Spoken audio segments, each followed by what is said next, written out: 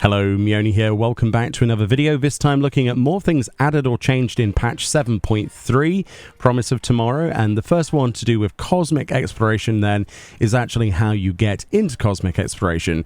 You may already know Driving Way over here. If you were to teleport to Mare Elementorum via the Best Ways Burrow, instead of actually going over to Driving Way themselves, you can actually teleport directly from the Aetheryte into Sinus Adorum now. So instead of going over there where Driving Way is, you can now select the Aetheryte and click travel to Sinus Adorum. They did confirm this on the 88th live letter as well, that you'll be able to do the same thing once you've unlocked it for Phaena, which is the next moon/planet object, the second part of cosmic exploration. But for now, they have Sinus Adorum. You simply click on it and it teleports you straight into the base area, right next to Driving Way, in fact. This is pretty cool. I'm sure if there are multiple instances in Phaena, which is more than likely in the future, then you will have that selection as an extra subcommand as well. That's the first of the changes, so I thought we'd start there. The second big change is based on feedback, and that's so that we can actually use mounts whilst on the moon. This is something a lot of people have been talking about.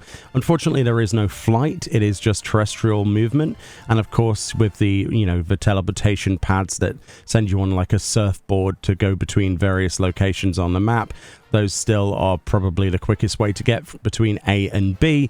But there are several places on this map that do not have easy access between them. For example, if your gathering point is in the middle of these sections, for example, you'd have to go here, for example, and walk over. Same with Calabash Cove as well. You'd go to here and then you would mount up. So that is like a huge quality of life change. I don't know if Phaena, the next moon/planetary object that we're going to in this content, will have mounting off of the bat. I kind of hope it does, because it obviously speeds up the entire process. And if you're going to, be doing this a lot, which we will be, as we have been with the moon, this is going to save you a lot of time. Yeah, just mounting, the availability to mount in this area is fantastic. And I really hope that with the next planetary object we're going to Phaena, that we have this off of the bat, or maybe locked behind a bit of a exploration quest line or something. A very small yet still considerable change is that they've added a retainer bell to Sinus Adorum, which is pretty good. Honestly, a lot of people wanted access to their retainers and they have added it. It's right next to Mesana, the credit exchanger over here in the dome, if you've unlocked that in the Moongate hub. So that's probably the best place for it, and yeah, that's great. Hopefully Phaena has one of these in its hub at the start, rather than being locked behind the completion of the zone. Another fantastic addition to the Moongate hub itself is off of that credit exchanger. If we go to the Cosmo Credit Exchange for materials, materia, and items, you'll see there's a whole bunch of items now that you can get, including high cordials. So if you were trying to get high cordials from your island sanctuary and other places like that, now you don't need to worry about that, even though I've got nearly 3,000 of them for the next moon. It's only 40 Cosmo credits per one. We've also got food ingredients here. We've got all the crafting materials that you would probably want for various different recipes for making gear. And we've also got the Cosmic Exploration Aetheryte tickets, which you can purchase. So if you've got no other use for these, it might be a good idea to pick these up, because it's going to teleport you directly to Best Ways Burrow for free. Well, I say for free, but it's 60 Cosmo credits per Aetheryte ticket. So if you want something else to spend Cosmo credits on, and if you've got everything else, that it is a really, really good idea, especially for the upcoming Phaena content, next moon place. And additionally, it's worth mentioning that we also have access to various Dawntrail baits as well.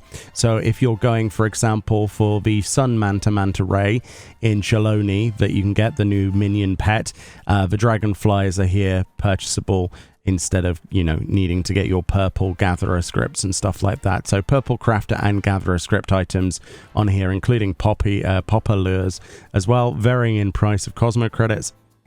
But it's really nice to have access to something to dump Cosmo credits onto. Very nice indeed. Okay, let's get on to the main features then that have been added and changed. So first of all, to Stellar missions, you might notice there are some new icons when you first open this. A red a yellow and a blue arrow. You'll notice that the arrows are different sizes and they're also different colors. Red means that in your relation to your current position of your character, so where you are stood, this mission is the furthest possible point away. And as you can see, if we look at the map, it is on the other side of the map on the edges. The yellow one is defining that it's less so, but it's still a fair distance away. And of course, you guessed it, a blue one means that it is nearby. And this arrow system actually adjusts depending on where you are. So instead of you having to go through this, let's say you're doing lots of missions back to back, you're going and you're looking only at specific things like Cosmic Miner or whatever it might be, and you're trying to get the most out of these, instead of going, well, what's closest to me, what's the least effort, now it will immediately tell you that this is the furthest away, that is the second least furthest away, and this one is right next to where you are, which presumably means, like it says, it's in the hub vicinity of the Moongate hub. A really nice quality of life feature, and something that is going to be incredibly welcome in the next piece of content as well. Another thing changed with Stellar missions then is you might notice the notation is slightly different. Normally they had like a letter and a number. For example, the A rank missions had A1, 2, and 3. Now that has been completely removed, and all A1 missions, which were the simple missions, were all classified now as just their normal name. There's no notation before them. If you get any A2 missions, which are slightly more difficult, it gives you the EX before the actual name of the mission. For example, this is the Extreme Soothing Sensors, which before would be A2 difficulty. And if we go on provisional missions, you'll see that there's some EX plus, which is their way of putting what used to be A3. So you know which is the most difficult is EX plus. The less, second less difficult is EX, and then if it's a normal mission, it is just listed as a normal mission. So you know what to expect in terms of the time allotment, the requirement for gold rating, that kind of stuff. Nice and simple to immediately, be aware of. And it also means that when you see an EX, you probably are expecting it to be a little bit harder, as opposed to understanding what an alphanumeric system would actually mean. Another thing they've done is they've normalized the majority of the missions now, so anything that you would normally struggle with, especially in the A rank area, is now 10 minutes flat for the majority of things. They do say on the patch notes that this does not apply to EX Plus. They have not increased the time allotment for those, apart from those that can be accepted by multiple classes. For example, like this hasn't changed either. This is a Culinarian EX Plus, but if there was something that's usable by multiple classes, then it probably would have had an increase in the time allotment as well. So yeah, more time to do the missions. Some of them were a little bit tight before. We'll have to see how tight those are in practice, but any increase is a good increase in my opinion. Another thing that's been changed then is that there is new sound effects for both starting a Stellar mission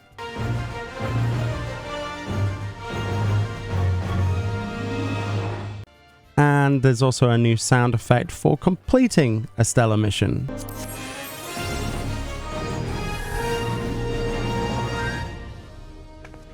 I'm not really sure what's that different. They do sound a bit different, but the amount of times I hear these abandoning and initiating a new one over and over again until I want the one next to me, yeah, it's something else to hear spammed in my ears.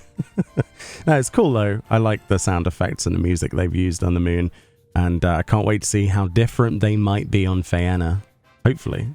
Another fantastic change was that now when you complete missions that can be accepted by multiple classes, for example, this is Soothing Sensors, it requires miner and goldsmithing. You go there, you mine some stuff, and then you craft it with goldsmithing. Each class will now earn points towards their cosmic class score, rather than just being one of them. That is a huge change. I really wish it was like that default before.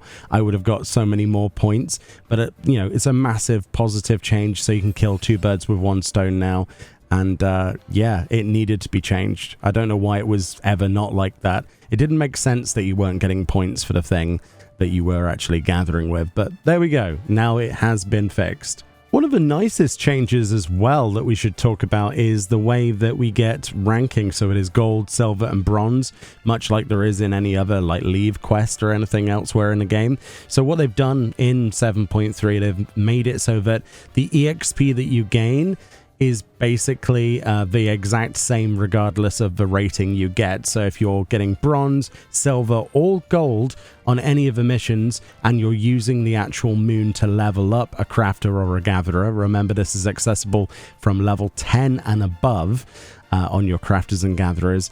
Don't despair, because you're now getting exactly the same EXP as you would if you had gold rated it. Of course, gold rating something is mostly for completion's sake, to get extra points, things like that. But if you're using this piece of content as a way of leveling up your crafters and gatherers, it should be a lot less painful now. If you haven't got the best gear for that particular level gap, you can still scrape a bronze. You're going to get the maximum EXP, and I think actually that has single-handedly made this content a lot more accessible and a lot better for people who haven't got max level crafters and gatherers. So that's a really nice positive one as well. Another really nice change is if we go to the stellar missions, I can demonstrate here this. You'll see there's an exclamation mark next to the provisional missions.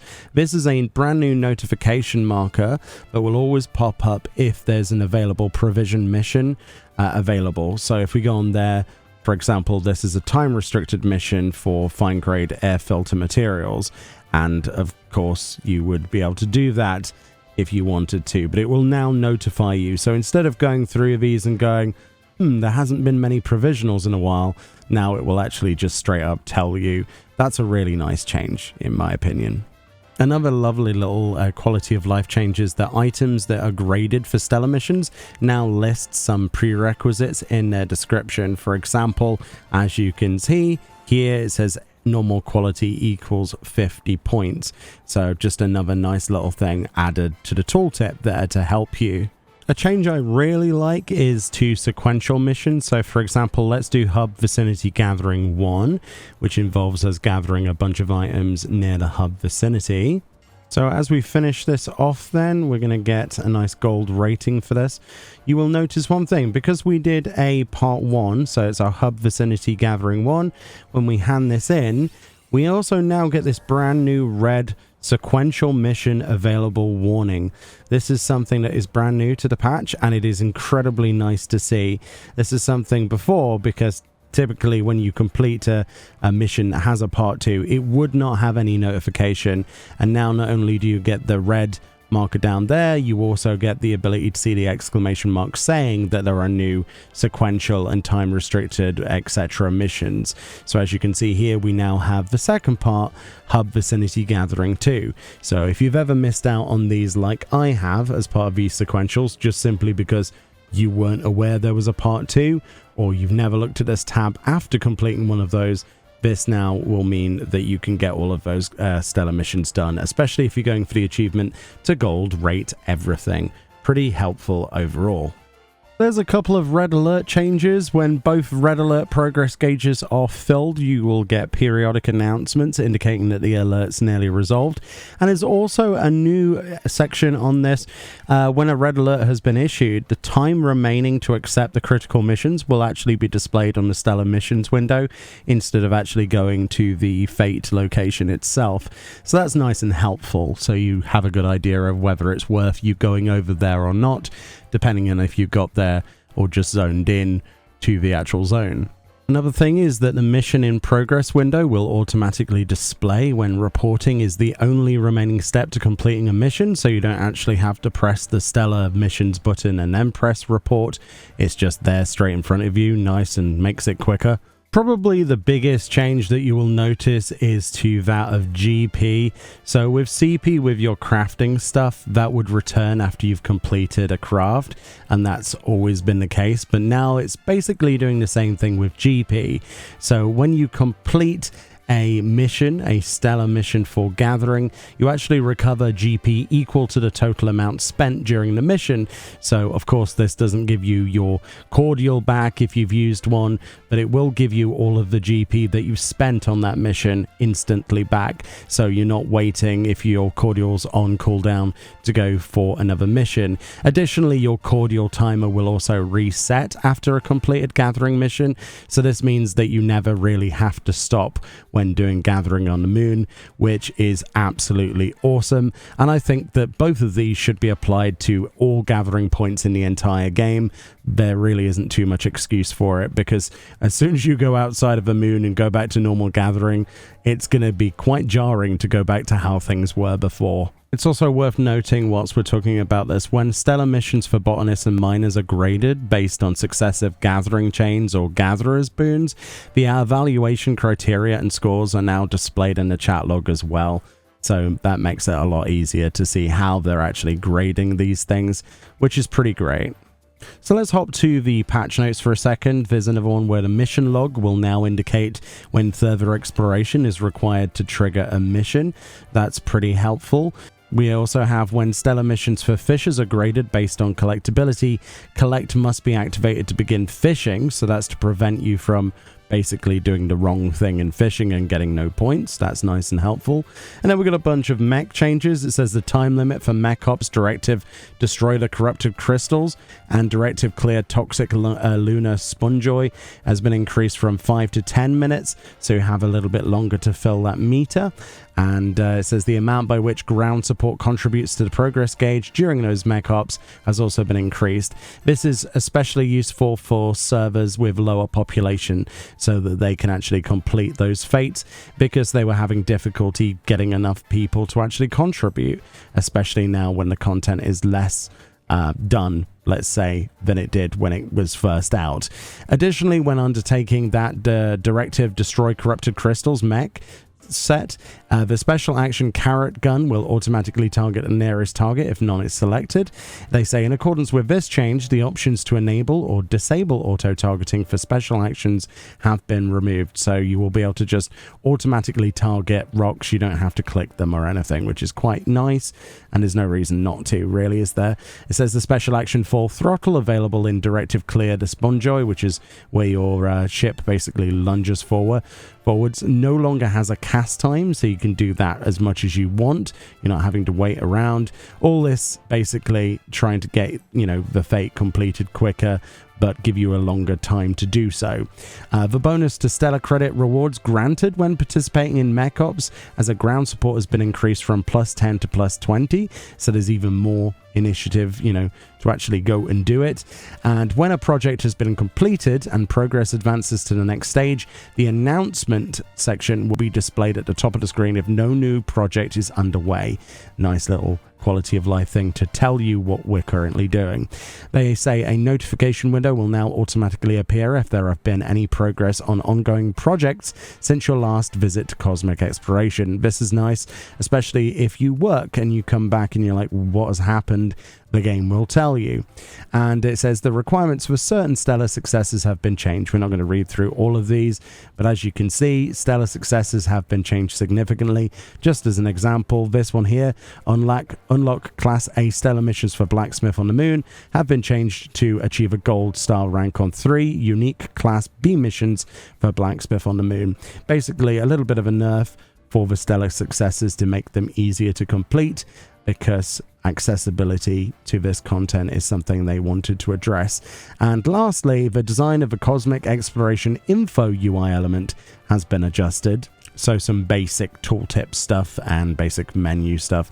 For the most part, I think they're onto a very good direction for this content.